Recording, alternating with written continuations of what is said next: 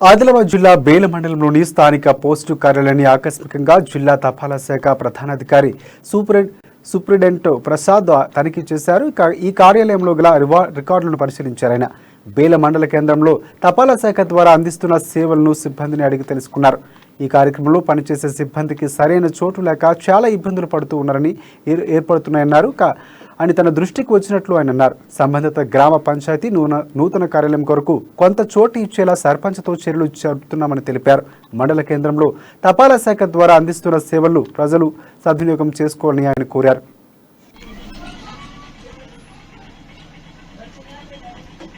ప్రసాద్, నేను నా ఉమ్మడి ఆదిలాబాద్ జిల్లా పోస్టల్ సూపరింటెండెంట్గా పనిచేస్తున్నాను. ఈరోజు నేను మన బేలా మండలం బేలా బ్రాంచ్ పోస్ట్ ఆఫీస్కి ఇన్స్పెక్షన్ నిమిత్తం వచ్చున్నాను. ఇక్కడ ఫస్ట్ చూసి మన డిపార్ట్మెంట్ మన పంచాయతీలో ఇక్కడ కానీ ఒక రూమ్ ఉంటే మా పోస్ట్ ఆఫీస్ పెట్టుకోవడానికి అనుకూలంగా ఉంటే బాగుంటుందని అందరినీ పిలిచి అడగటం జరిగింది.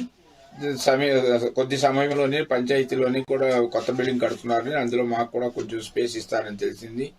చాలా సంతోషం. మా పోస్ట్ ఆఫీస్లో అనేక రకమైన డెవలప్మెంట్ స్కీమ్స్ ఉన్నాయి.